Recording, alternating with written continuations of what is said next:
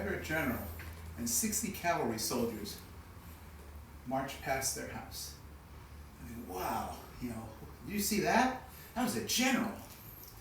Well, a few minutes later, General Sherman, General Johnston met up about half a mile further down the road toward Raleigh, and General Sherman said, "Is there a place we can talk privately?" And that hadn't been agreed upon. They had agreed that they would meet under a flag of truce somewhere on the road between Raleigh and Hillsborough.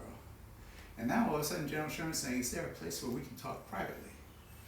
And General Johnston goes, "Well, we passed a little farmhouse, just a little ways back. Let's go ask them if we can use their house." So now comes back a Confederate general with 60 cavalry soldiers and a Union general with 200 cavalry soldiers, and knock on the Bennett's door. "Can we meet in your parlor?" And the Bennett said, "Yes, you can."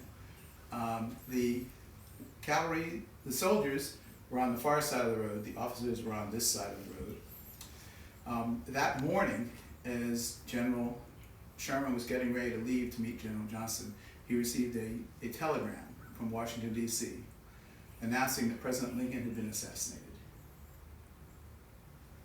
Wow, talk about big news. We think one of the reasons he brought 200 soldiers with him is because he thought that the Confederate Army may have been involved. And if so, he wanted to be prepared to arrest General Johnston with an overwhelming force, even though they were meeting under a flag of truce. But they got here, the two generals came inside, everyone else stayed outside, and he told, well, first of all, when he left Raleigh, he swore the telegraph operator to secrecy, that you cannot reveal this to anyone. So he met here and he told General Johnston that President Lincoln had been assassinated. And supposedly he could tell from General Johnston's shock that he had absolutely no clue, that he was not involved at all in any way, and he was at that time the highest ranking general in the Confederate Army, since General Lee had surrendered. That meant General Johnston had moved up from number 2 to number 1. So Sherman was convinced that the Confederate Army did not have anything to do with the assassination. And then they talked about how this was bad news for the South, that President Lincoln had always been of a mind to rebuild the United States and not punish the South. He wanted reunification. He didn't want to punish the South. And at the end of March, he had met with General Grant and General Sherman and talked about terms and encouraging them to be, and they thought the end of the war was coming, and encouraging them to be liberal and be kind in the terms that they offered for surrender. Well, they didn't do much else other than talk about the assassination that day. Supposedly Nancy Bennett did offer them buttermilk from their farm, and they have the original picture that was served them in the museum. I'll point that out when we go back in if you like. But they agreed they would meet again the next day. They both went back to their headquarters. General Sherman was especially eager to get back to Raleigh because he was afraid that news would get out that President Lincoln had been assassinated and that no one would be able to control his troops and they would burn Raleigh to the ground. General Sherman's army had somewhat of a reputation for burning things, and he was concerned that he did not want Raleigh burned to the ground. So he and his officers went back and they were able to control the troops, and Raleigh did not burn. So he has a reputation for burning the South, but he saved Raleigh. He did not want to punish Raleigh. The next day they came back, and the Bennett family had agreed that they could use their house again, and came in to negotiate the terms. And General Sherman was a little surprised that General Johnston offered to surrender the entire Confederacy. Everybody, everywhere. And this was not really what General Sherman had been expecting, because General Johnston was the commander of one of the South's armies, but not the president of the Confederacy. But he offered to surrender all the Confederate forces wherever they might be located. Well, this sounded pretty appealing to General Sherman. Let's end the war. Let's end it today. And they went back and forth and talked about terms, and General Johnston was giving all of these terms and conditions that he wanted. And at one point, General Sherman supposedly said, "Just who's surrendering to who?" That he was being a little too aggressive. And General Johnston's argument is, look, General Lee had to surrender. He was surrounded. He had no choice at Appomattox. He had to surrender. I do not have to surrender. You're in Raleigh. My troops are in Greensboro. I am 2 days ahead of you. I can keep going south. I can go west. I can divide my army up into guerrilla forces. I mean, the war can end today, or it can go on indefinitely. What do you want to happen? Well, General Sherman sort of wanted the war to end, as did General Johnston. And they sat down and they came up with what they thought were fair terms and negotiated the surrender of all the Confederate forces. And they said, but we are going to have to send this to our respective governments for approval. We do not have that authority. So it went off, and they had a hard time finding Jefferson Davis because he was on the run. I mean, he had fled Richmond. He was on a train. He was heading south. I mean, nobody really knew where he was from day to day. But they also sent the terms to Washington, D.C. And in Washington, D.C., the terms were not well received at all. Remember that President Lincoln had just been assassinated. They felt that the terms were way too generous, that they in particular were concerned that there was one phrase that said the South's right to property would be respected, and also that their governments would remain in place until a fair election could be held. And there were people that said, does this mean they can keep their slaves? I mean, what were we fighting in this war for? And in General Sherman's mind, that was not an issue. The Emancipation Proclamation had been signed.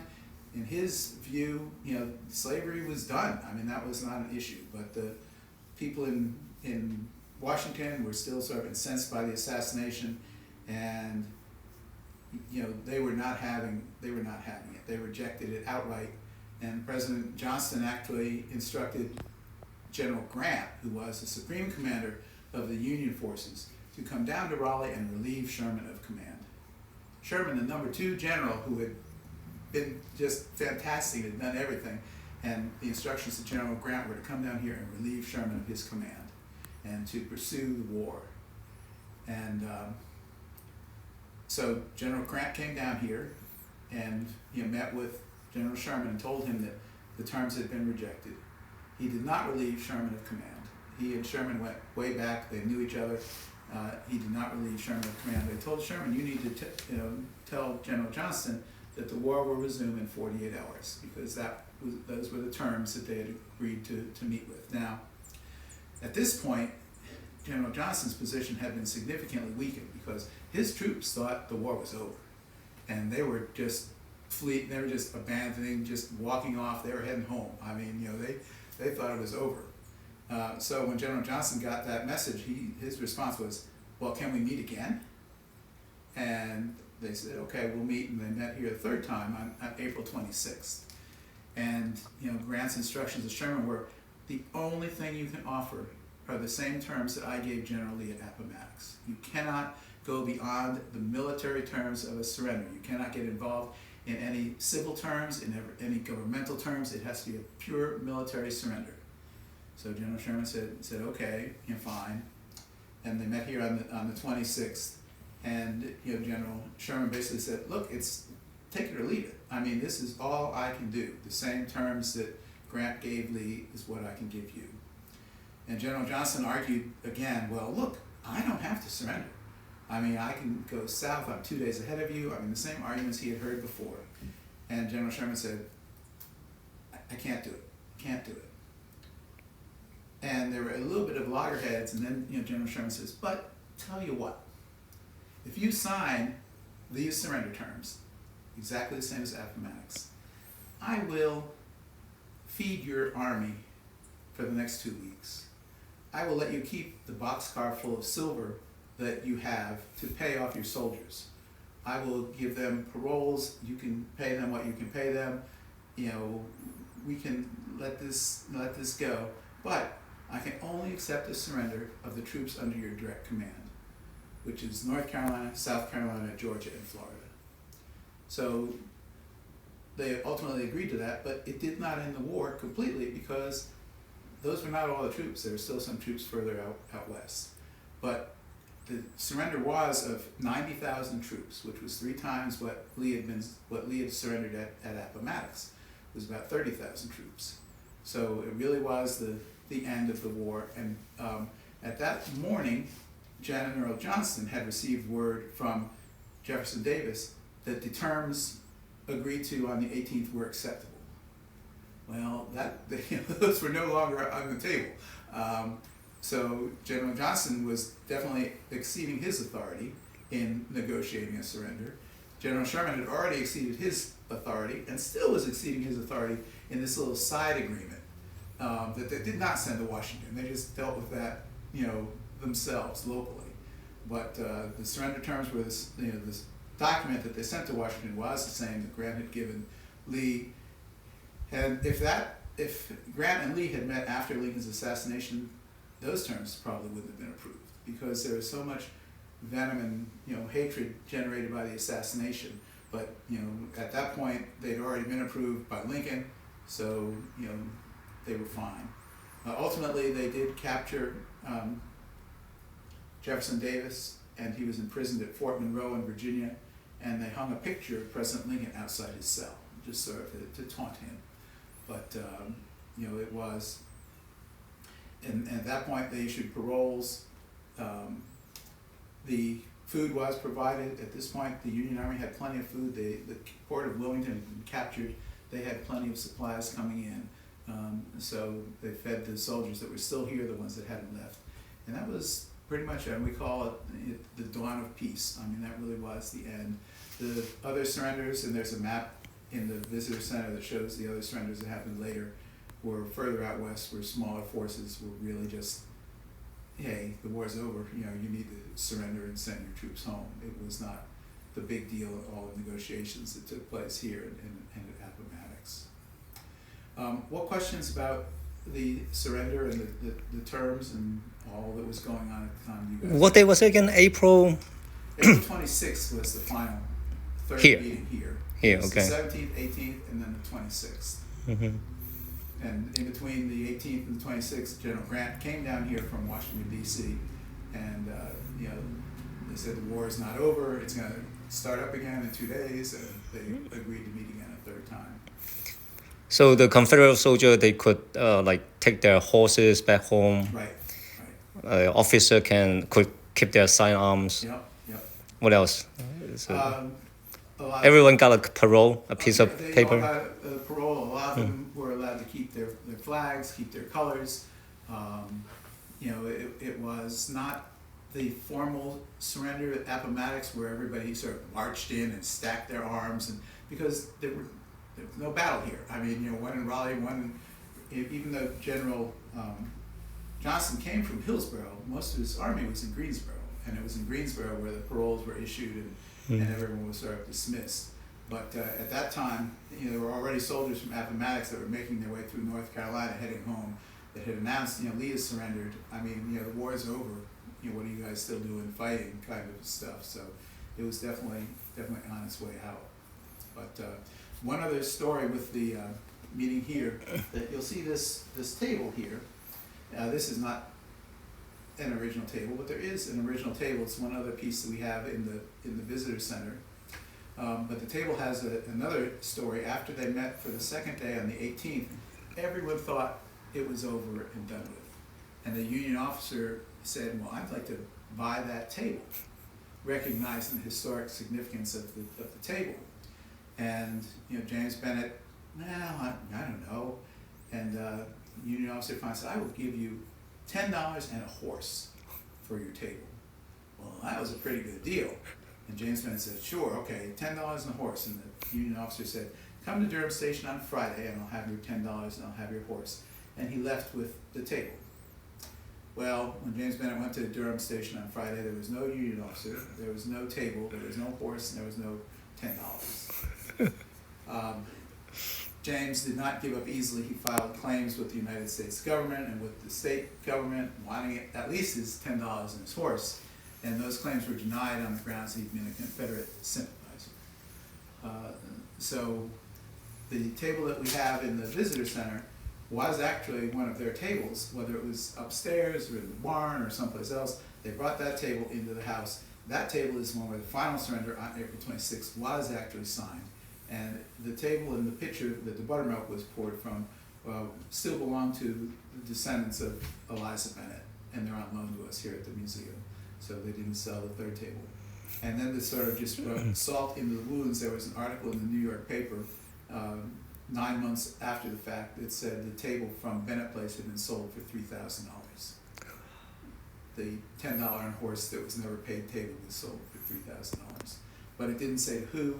We don't know whatever happened to that table, if it still exists, where it is. I mean, I sort of imagine that painted pink and it's in some little girl's room, or it's stuck up in an attic someplace, or who knows. No one really knows where that table might be. But yeah. He didn't write down the name of that officer? No, I mean, they come to, as far as we know. In terms of records, James Bennett had a farm ledger. He did not have a diary, but he had a sort of like books of account. And even those are very hard to read. He would write down something and a price, and it's hard to tell whether that was what they bought it for or what they sold it for. And we didn't have like columns of purchases and sales. It just had bacon and a price next to it. And he obviously knew whether it was a purchase or a sale, but we've tried to figure out what was a purchase and what was a sale, and it's very difficult. But it is amazing how many different things they did to make money. I mean, they were just so incredibly resourceful in terms of anything they could to make money and take advantage of their location on this busy road between Raleigh and Hillsborough. It was pretty impressive.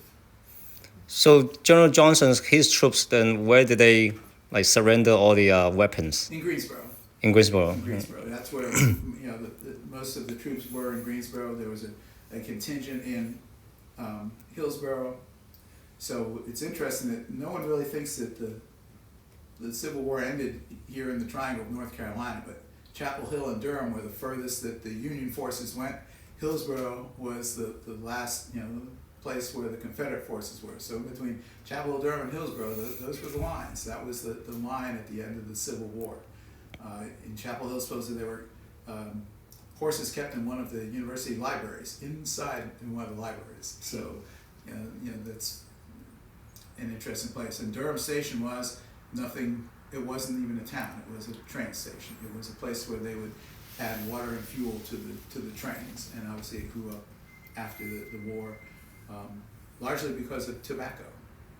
And there were a lot of soldiers here from both the North and the South, and they found out that the tobacco from North Carolina was really great.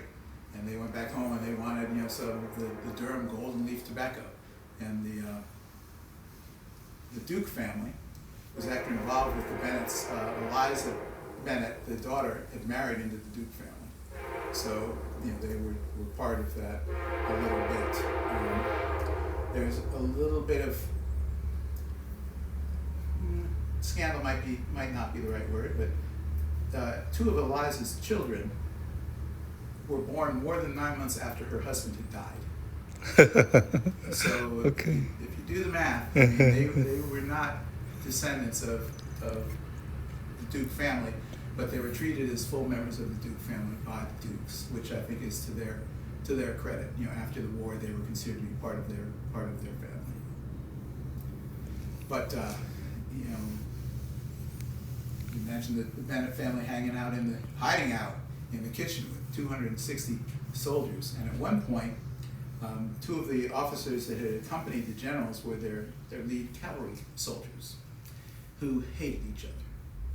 I mean, the cavalry soldiers fought a lot more than the infantry because they were fast and they could run here and they could ride there, and they were really fast. And not long before that, the Confederate cavalry had surprised the Union cavalry, and the Union cavalry officer had supposedly fled into the woods in his nightshirt. And there was some teasing about that.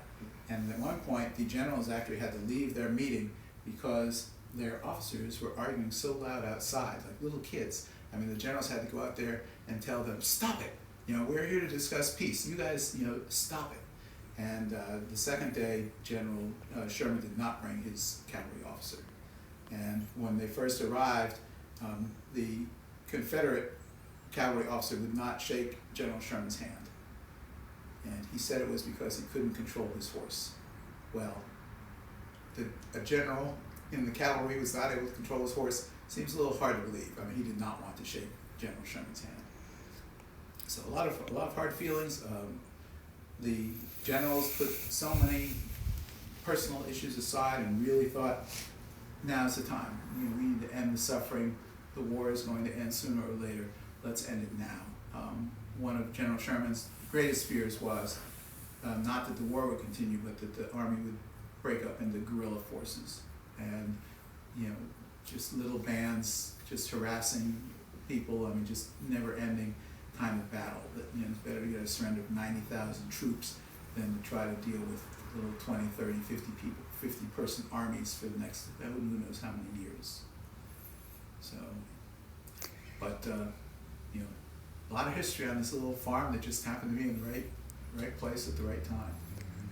How much do you know about the claim that General Sherman burned down the Columbia?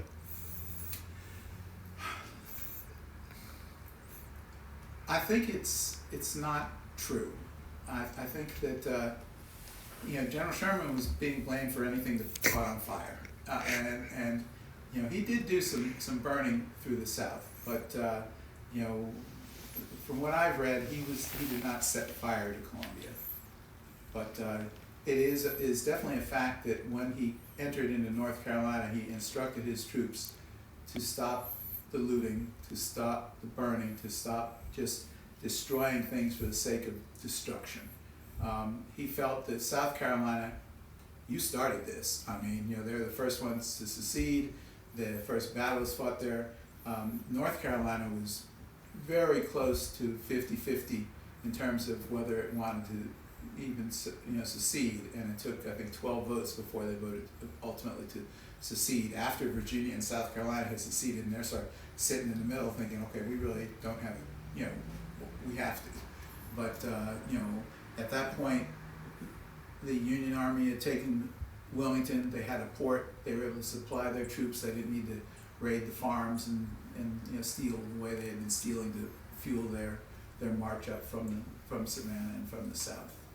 So,